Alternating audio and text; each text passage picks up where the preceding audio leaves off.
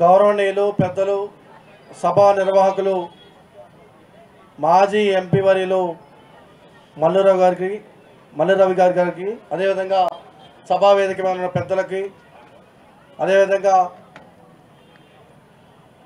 తెలంగాణ ప్రాంతం నుంచి ఆశేష ప్రజానికం అంతా కూడా కాంగ్రెస్ పార్టీ నాయకులు అదేవిధంగా మిత్రపక్ష నాయకులంతా కూడా వచ్చి ఈ యొక్క కార్యక్రమాన్ని విజయవంతం చేసిన ప్రతి మిత్రులందరూ కూడా హృదయపూర్వకమైనటువంటి నమస్కారం.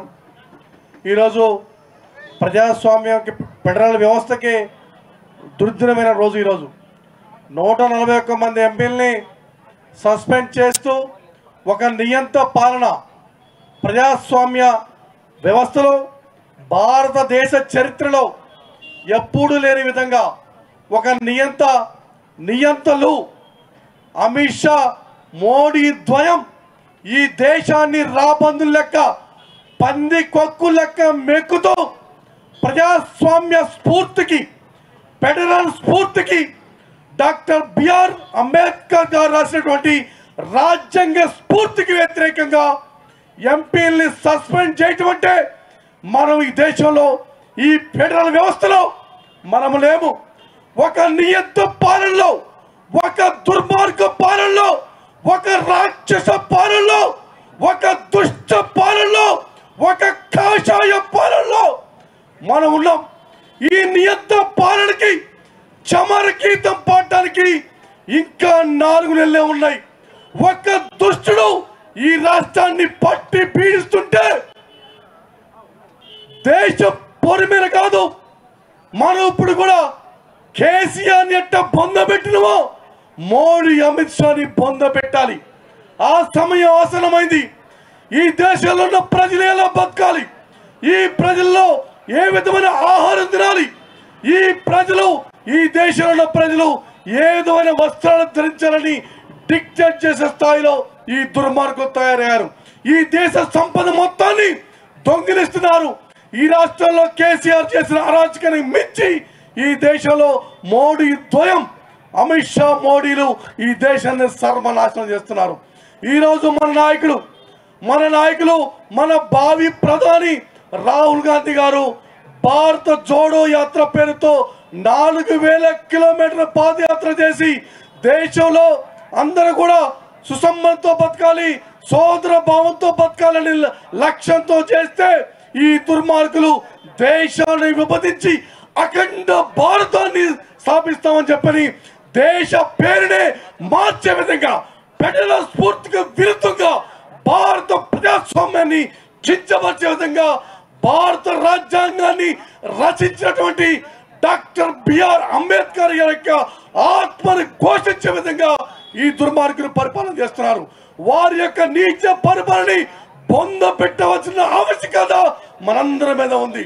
ఈరోజు మన ఆశాజీవి, మన భావి ప్రధానిగా భావిస్తున్నటువంటి మన నాయకుడు, వారి నాయనమ్మ వాళ్ళ నాన్న తురాతురకలై ముక్కలై దేశం కోసం ప్రాణాలు అర్పిస్తే చూస్తూ కన్నీరు మున్నీరై తన హృదయాన్ని తన గుండె ముక్కలైన తన ప్రాణం పోయినా ఈ దేశంలో యొక్క పేద ప్రజల యొక్క అభివృద్ధి కోసం ప్రతి పేదవాడు చేయెత్తి గుండె మీద చేయెత్తుకొని బతికే విధంగా, ప్రతి పేదవాడు కన్నీరు తుడిచే విధంగా, ప్రతి మహిళ లక్షాధికారులు అయ్యే విధంగా, ప్రజాస్వామ్య ప్రజల విధంగా, సామాజిక వర్తల విధంగా దేశ పరిపాలన చేయాలని ఆకాంక్షిస్తుంటే ఈ దుర్మార్గులు దేశాన్ని దోస్తున్నారు. వారి పరిపాలన అంతమొందించాలంటే అది కాంగ్రెస్ పార్టీతోటి ఇండియా కూటమితో సాధ్యమని తెలియజేసుకుంటూ ఈరోజు ఈ కార్యక్రమాన్ని నిర్వహిస్తున్నటువంటి నాకు ఈ అవకాశం ఇచ్చినటువంటి మల్లురవి గారికి నీలిమ గారు వేదిక మీదకి రావాలి. మీతో వచ్చిన వారంతా వెనక కుర్చీలో కూర్చోవలసిన విజ్ఞప్తి.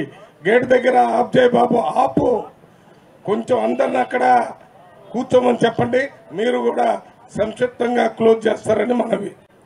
అందుకని ఈ దుర్మార్గ దుష్ట పరిపాలన అంతమొందాలని చెప్పి దీనికోసం ఈ దేశంలో ఉన్నటువంటి 40 కోట్ల మంది ప్రజలు, ముఖ్యంగా 63% ఉన్నటువంటి ఓబీసీలు మొత్తం కూడా కంకణ బద్దులై ఏదైతే తెలంగాణ ప్రాంతంలో టీఆర్ఎస్ ను పొందబెట్టినటువంటి ఓబీసీలు ఈ దేశంలో ఉన్నటువంటి మోడీ అమిత్ షా ధ్వనిని బొందబెట్టడం కోసం, మన హక్కుల సాధన కోసం, ప్రజాస్వామ్య ప్రజల విధంగా, భారత రాజ్యాంగం వర్తిల్లే విధంగా మనందరం కూడా కంకణ బద్దులై ఈ 4 నెలలు దీక్ష పోని బీజేపీ ప్రభుత్వాన్ని పొందబెట్టాలని చెప్పి ఈ సందర్భంగా పిలుపునిస్తూ నాకు ఈ అవకాశం ఇచ్చినటువంటి పెద్దలు మల్లారావు గారికి అదేవిధంగా కాంగ్రెస్ పార్టీ పెద్దలందరూ కూడా పేరు పేరు నా హృదయపూర్వక ధన్యవాదాలు తెలుసుకుంటూ జై హింద్, జై కాంగ్రెస్. భవానీ రెడ్డి గారు స్పోక్స్ పర్సన్, వారు మాట్లాడాలని మొత్తం డయాస్ అంతా అడుగుతున్నారు కాబట్టి వారు సంక్షిప్తంగా, అత్యంత సంక్షిప్తంగా సమస్యని ప్రజలకి అర్థమయ్యే విధంగా చెప్పాలని విజ్ఞప్తి. Thank you. అందరికీ నమస్కారం. అందరు చెప్పినట్టుగా yes, it's a black day in Indian politics, Indian parliament and Indian history. అందరిలాగా నేను ఫెరోషియస్ స్పీచెస్ అయితే ఏమి ఇయ్యను. ఇందాక వరంగల్ రవి గారు చాలా చక్కటి పాటతో ఏం జరిగింది, ఏం జరగబోతుంది చెప్పిండ్రు. ధన్యవాదాలన్నా. అండ్ అట్లనే ఎప్పటిలాగానే ధర్నా చౌక్లో మనం ధర్నాలు చేసుకోవడానికి దీని వెనకాల పోరాటం చేసిన మన మధ్యలో వెళ్ళిపోయిన ఇప్పుడు ప్రొఫెసర్ పిఎల్వి గారు, నిజంగా అందరు ఒక్కసారి చప్పట్లు కొట్టండి ఆయనకి. 1 సంవత్సరం పాటు హైకోర్టు చుట్టూ ఎంతగానం తిరిగినామో అందరికీ తెలుసు.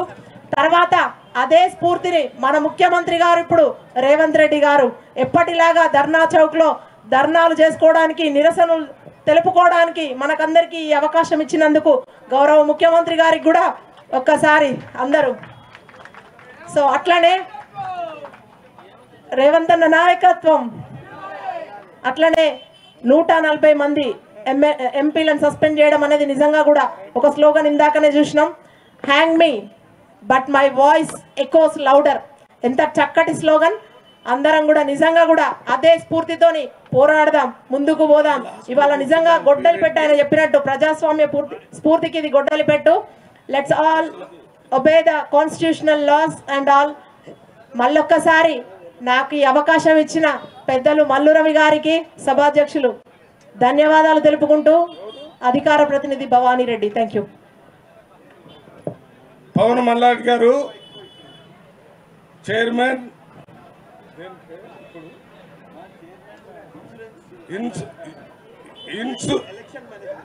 Election management committee chairman, insurance committee chairman Malladi Pavan Malladi గారిని వారి అమూల్యమైన సందేశాన్ని డైరెక్ట్గా సబ్జెక్టును ప్రజలకు అర్థమయ్యేట్టు చెప్పాలని విజ్ఞప్తి. వేదిక మీద ఉన్నటువంటి పెద్దలకు, సభాధ్యక్షులకు, తోటి పార్టీ సహచరులకు, సీనియర్లకు, ముందరున్నటువంటి పాత్రికేయులకు, కార్యకర్తలకు, అభిమానులకు, ఇతర పార్టీ నాయకులకు, ఇతర పార్టీ అభిమానులకు అందరికీ శిరస్సు వంచి నమస్కరిస్తా ఉన్నాం. ఈరోజు ఇదేం కొత్తగా, ఇక్కడ కూర్చున్నప్పుడు కొంత రివ్యూ చేసుకుంటా ఉండే.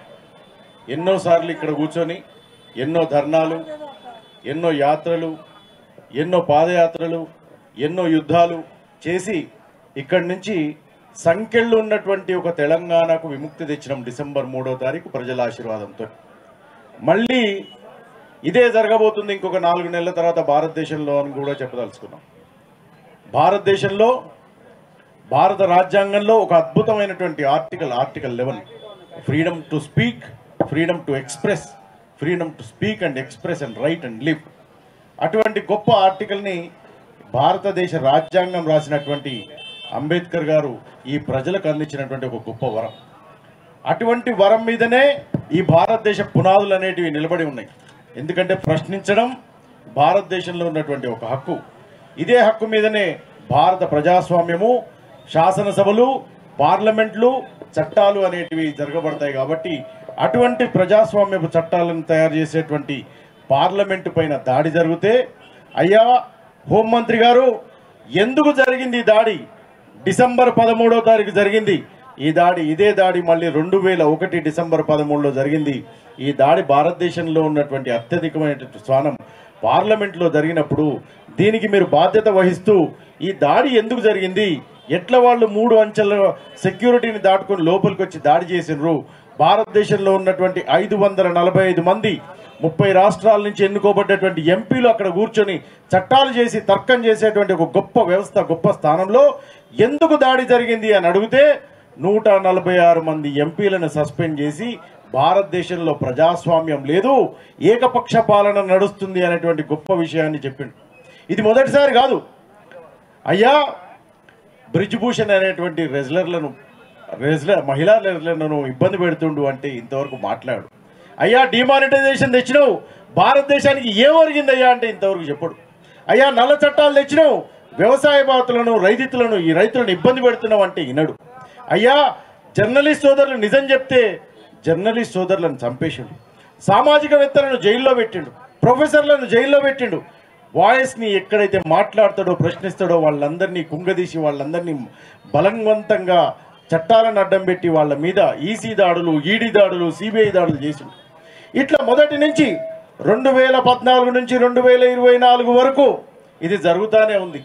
ప్రతిపక్షం గొంతు నొక్కబడతానే ఉంది, ప్రశ్నించేటోడి గొంతు నొక్కబడతానే ఉంది, రాసేటోడి గొంతు నొక్కబడతానే ఉంది, రాసేటోడి కలం ఇరగొడతానే పడింది. ప్రశ్నించేటోళ్లను అర్బన్ నక్సలైట్లు అన్నాడు, ప్రశ్నించేటోళ్లను దేశద్రోహులు అన్నాడు, ప్రశ్నించేటోళ్లను చదువురానోళ్ళు అన్నారు, ప్రశ్నించేటోళ్లను భారతదేశం కాదు నీది అన్నాడు. అయినా కూడా ప్రశ్నించడం ఈ దేశంలో ఆగలేదు. ఒక గొప్ప భారత్ జోడో యాత్ర చేసిండు మా రాహుల్ గాంధీ గారు. 136 రోజులు 3650 కిలోమీటర్లు భారతదేశాన్ని కలిసి ఉండాలి అనే ఒక గొప్ప యాత్ర చేస్తే ఆ యాత్రకు సంబంధించినటువంటి దాన్ని కూడా మన విజయారెడ్డి గారిని, కార్పొరేటర్ గారిని వేదిక వరకు అలంకరించవలసిందిగా కోరుతున్నాం. భారత్ జోడో యాత్ర చేస్తే ఆ యాత్రను కూడా తప్పిదంగా చూపించే ప్రయత్నం చేసిండు వాళ్ళ నరేంద్ర మోడీ గారు. భారత్ జోడో యాత్ర కాంగ్రెస్ పార్టీ కోసం దేలే. భారత్ జోడో యాత్ర భారతదేశం యునైటెడ్గా ఉండాలి, కలిసి ఉండాలి, అందరూ కలిసి ఉండాలి అనేటువంటి ఒక గొప్ప ఆకాంక్షతో చేసినటువంటి యాత్ర. కానీ ఇన్ని పోరాటాలు చేసినా, ఇన్ని ప్రశ్నించినా, చైనా భారతదేశంలోకి వచ్చినా ప్రశ్నించినా, మహిళల మీద, రైతుల మీద, జర్నలిస్టుల మీద, యువకుల మీద, విద్యావేత్తల మీద, సామాజికవేత్తల మీద ఎన్నో దాడులు జరిగినప్పుడు ప్రశ్నించినా స్పందించని మోడీ ఆఖరికి భారతదేశ గుండెకాయ అయినటువంటి పార్లమెంటు మీద కూడా దాడి జరిగితే స్పందించకపోవడం అనేది చాలా బాధాకరం. ఇటువంటి దాన్ని ప్రశ్నించాలి.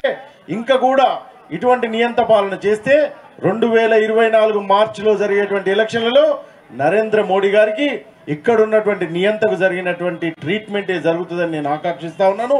ఇంత మంచి అవకాశం ఇచ్చినటువంటి పెద్దలకు మల్లు రవి సార్ గారికి ధన్యవాదాలు తెలుపుతూ ముగిస్తా ఉన్నాను. ధన్యవాదాలు. Thank you.